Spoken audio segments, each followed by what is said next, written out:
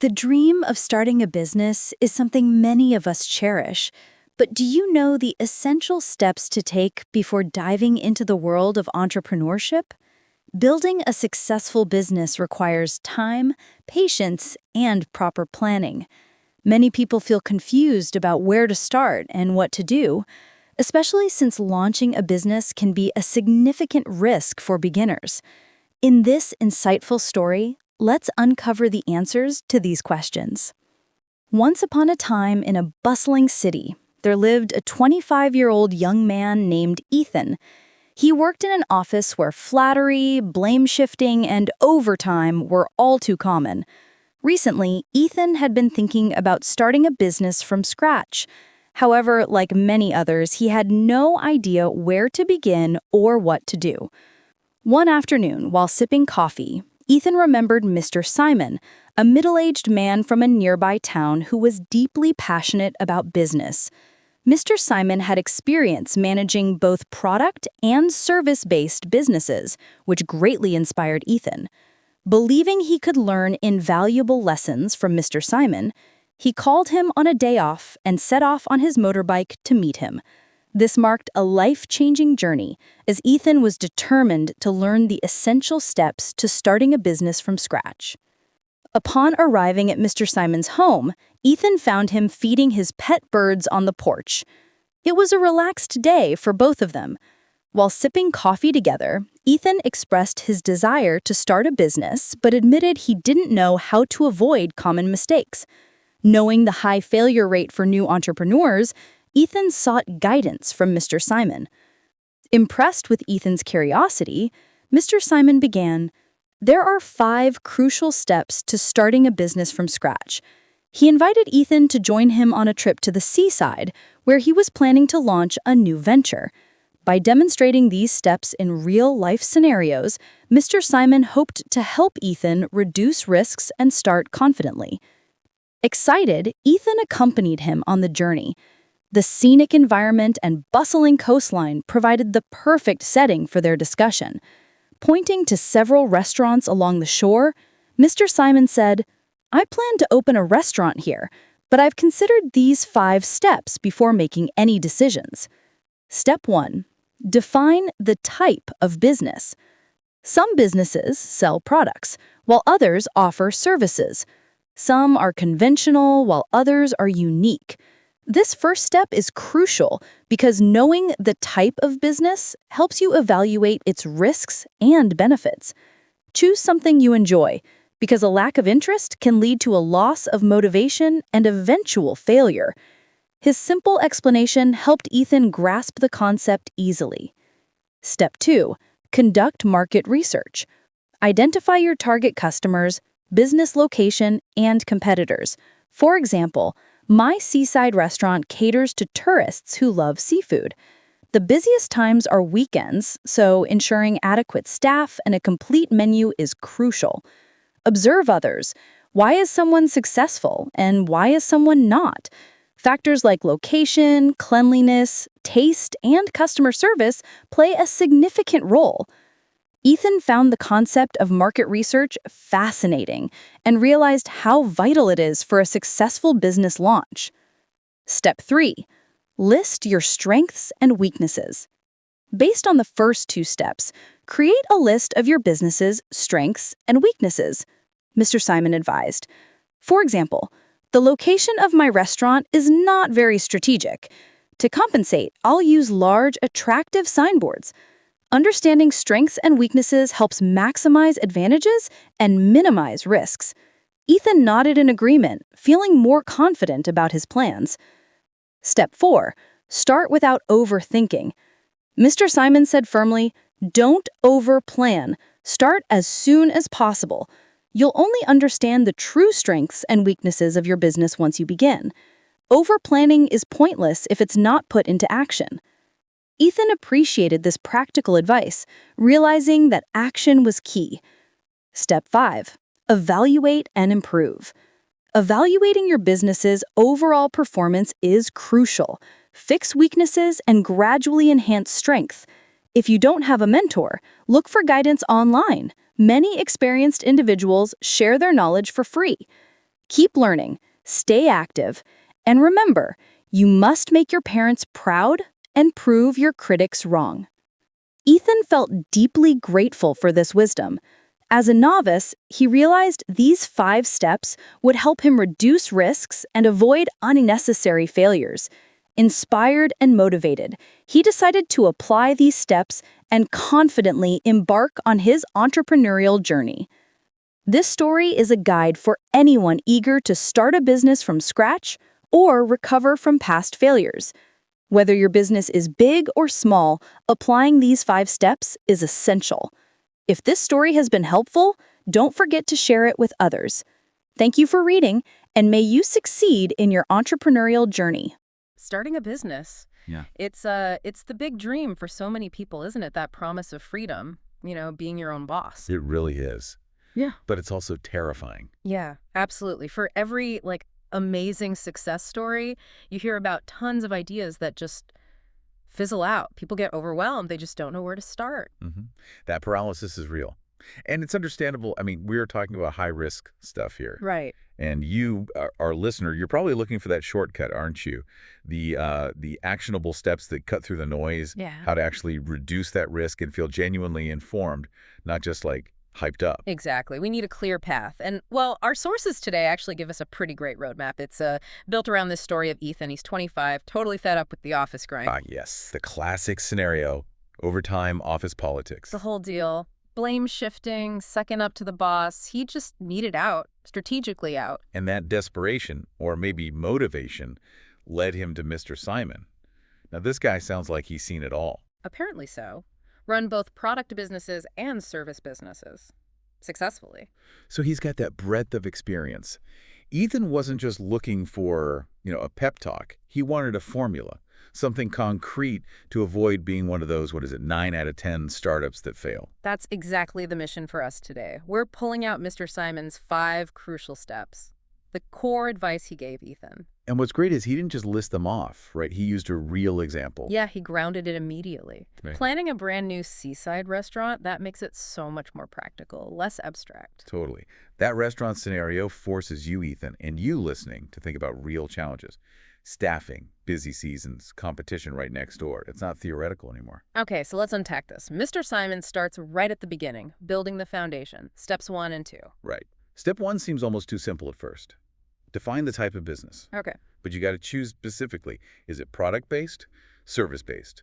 Or maybe is it something conventional, or are you aiming for something really unique? We usually think, okay, product means inventory, service means people. Pretty straightforward. Well, yes and no. Mr. Simon really pushes on the strategic differences. If you're doing the restaurant products, you're dealing with physical stuff. Inventory, yes, but also spoilage, suppliers, logistics, tangible risks. Okay. Service-based.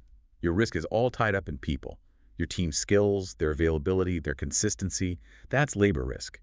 Different beast entirely. So that choice shapes everything from the start, the risks, the potential rewards. Exactly. But Mr. Simon added something really critical here, something personal. Which was? It has to be something you actually enjoy. Passion isn't just fluff. He basically told Ethan, if you don't care about food or hospitality, the minute things get tough, and they will come out, that lack of interest, it's fatal. Motivation vanishes. Failure becomes almost inevitable. So step 1 is strategic planning and a gut check. Do I actually like this enough to stick with it? You got it. So once Ethan presumably decided, yeah, okay, food service is interesting, Mr. Simon moved him straight to step 2, conduct thorough market research. Right, the homework phase. Yeah. Stop guessing, start looking. And Mr. Simon was specific. He told Ethan to nail down 3 things for that seaside restaurant. First, who are your actual customers? Tourists who love seafood. Locals looking for a regular spot. Second, location where exactly is best. And third, who are you up against? Who are the competitors? Okay, identifying competitors seems basic, but just knowing they exist isn't enough, right? How did Mr. Simon say to make that research useful, actionable? This is key. He pushed for actionable observation. Don't just drive by the competition. Analyze why the popular places are popular. And just as importantly, why did that place down the street shut down last year? What went wrong? So getting specific. Very specific. He talked about things like, well, basically secret shopping. Go eat there. Observe. How fast is the service? Are the bathrooms clean? What's on their menu? And crucially, what do they charge? And dig into online reviews, not just the star rating. Look for patterns. Food was cold, service was slow, waiter was rude. If you see the same complaint over and over, that's a gap. That's an opportunity for you. Okay, that really changes market research from just like counting businesses into actual competitive intelligence gathering. Exactly. So for Ethan's restaurant, if research shows the target customers are tourists and tourists come on weekends, that immediately tells him something vital. Right. It tells him weekends are make or break, which means he absolutely needs enough trained staff ready to go and a menu that the kitchen can actually handle during that rush. It shapes your hiring plan before you've even written a job ad. Wow, okay. So step 1 defines the sandbox. Step 2 maps out all the obstacles and opportunities within it. Precisely. And that's why they flow directly into step 3, which is all about looking inwards. It gets really interesting here. Okay, step 3. List your strengths and weaknesses. This sounds like, standard business school advice. SWOT analysis 101. It does. But Mr. Simon connects it directly back. It's not just a general list. It's strengths and weaknesses specifically in the context of the business type you chose, step 1, and the market realities you uncovered, step 2. So it's focused, tailored. Extremely precise. Think of it like a mini SWOT. Laser focused on that seaside restaurant market. You found the gaps, the competitor weaknesses in step 2. Now, honestly, compare those against what Ethan actually brings to the table. His money, his cooking skills, maybe his lack of management experience. And the goal isn't just self-awareness, right? It's about figuring out how to use your strengths and neutralize the weaknesses. Maximize advantages and actively mitigate risks. Find real, concrete solutions for weaknesses before you launch. Okay, give me an example from the source. How did this play out with the restaurant? Perfect example. Mr. Simon and Ethan looked at potential locations. They found one, maybe affordable, maybe good terms, but Mr. Simon noted it was not very strategic, meaning poor visibility from the street. Ouch. For a restaurant relying on tourists walking by, that's a huge weakness. Could kill the business. Absolutely. It's a fundamental flaw for that type of business model. So why not just find a better location? Pay more rent, maybe, but get the foot traffic. What was the thinking there? See, that's the entrepreneurial trade-off Mr. Simon was highlighting. By choosing the less strategic spot, Ethan probably got a benefit.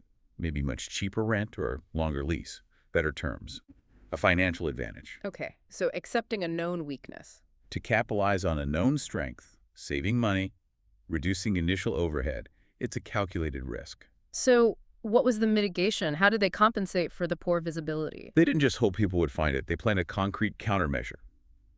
Allocate some of those rent savings to big, eye-catching, attractive signboards, maybe even a budget for local flyers or online ads targeting tourists nearby. So it's like risk trading. Spend less on rent, spend more on marketing to overcome the location issue. That is the absolute core of step 3.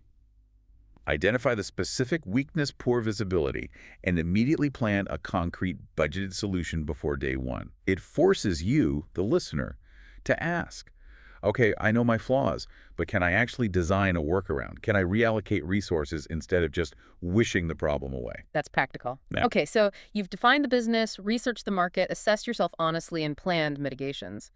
Then Mr. Simon hits Ethan with step 4, which feels kind of counterintuitive after all that planning. Right. Step 4, start without overthinking. Jump in after all that careful work. Pretty much. Yeah. Mr. Simon was apparently quite firm on this. Don't get stuck in endless planning cycles. As soon as you have the basics, the minimum viable version of your business ready, launch it. Go. But wait, isn't that how businesses fail? Launching too soon, making sloppy mistakes because you weren't perfectly prepared? Where's the line between smart planning and, analysis paralysis? The line, according to Mr. Simon, is drawn at real-world data. His point is, your plans, your lists of strengths and weaknesses, they're still theoretical until they actually collide with real customers and real operations. You can design the perfect menu on paper, right? Sure. But only by actually running the kitchen do you discover, oh crap, this dish takes way too long to make, or this ingredient goes bad twice as fast as I thought. Over-planning tries to solve problems that might not even exist. Action is what generates the real data you need. So step 4 isn't about being reckless. It's about starting the data collection engine as quickly as possible, even if it's imperfect. Exactly. Maybe you launch with a smaller menu. Maybe you're only open Wednesday to Sunday at first. Yeah. Whatever it takes to get moving and start learning from reality, not just spreadsheets. Get moving. Yeah. Okay. And once you are moving, that leads to the final step. The final and honestly the perpetual step. Step 5. Evaluate and improve. This isn't a one-time thing. It's the ongoing cycle. the feedback loop. And this isn't just about checking the bank balance at the end of the month, is it? For Ethan's little restaurant, what kind of evaluation did Mr. Simon recommend? Much more granular. Daily, weekly stuff. He needs to track food waste that tells you about your ordering, your prep, maybe menu popularity. Track customer complaints, specifically what people complain about. Speed of service, food temperature, staff attitude. Track table turnover rates during peak times. And constantly monitor those online reviews again, cross-referencing what people are saying online with what's actually happening in the kitchen and on the floor. So find the weak spots, that real-world action revealed. And fix them. Oh. Systematically, while also identifying what is working. Maybe a particular dish is a huge hit, or one server gets amazing feedback and figure out how to enhance those strengths. Double down on what works. Makes sense. But what if you don't have a Mr. Simon figure to guide you through this ongoing evaluation? That seems like a common problem. Yeah, he addressed that directly. Mr. Simon told Ethan, look, if you don't have a mentor figure in your life, don't use that as an excuse. The internet is flooded with guidance. Experienced entrepreneurs, chefs, marketers, tons of people share incredibly valuable knowledge online, often for free. Blogs, videos, forums. You just have to be proactive and seek out that learning. There's really no excuse for staying ignorant. So continuous learning is built into step 5. Absolutely. And Mr. Simon tied it all back together, connecting it to Ethan's original why. Why was he doing this? To escape that soul-crushing job. Right. So the final bit of advice wasn't just tactical. It was motivational. Keep learning, yes. Stay active, yes. But also remember why you started. Maybe it's making your parents proud. Or maybe, just maybe, it's proving those doubters back in the office wrong.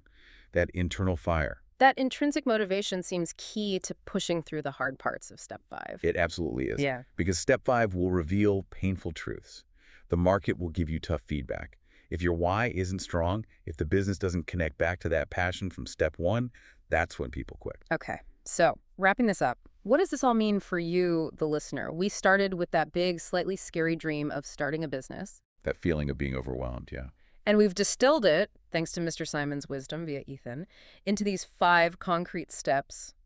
It feels like a logical progression now, from idea to action. It really is a structure. Yeah. Define the type. Research the market.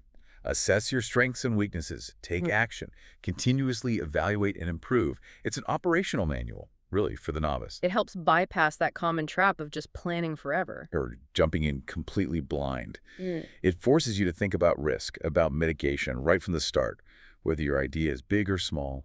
Transforms the mountain into a series of manageable hills to climb. Well put. Yeah. And it's interesting how the source material frames success. It's not just about the money, is it? It's presented as this journey, driven by something deeper inside that passion, maybe that desire to prove something. So here's something for you to think about. We've laid out these 5 steps: definition, research, assessment, action, evaluation. They require different things from you. Some are internal, some force you to interact with the outside world, maybe uncomfortably. So the question we want to leave you with is this: which one of those 5 steps feels like the biggest hurdle for you personally? Which one pushes you furthest outside your current comfort zone? Identify that step and maybe, just maybe, make a small plan to start tackling that one first.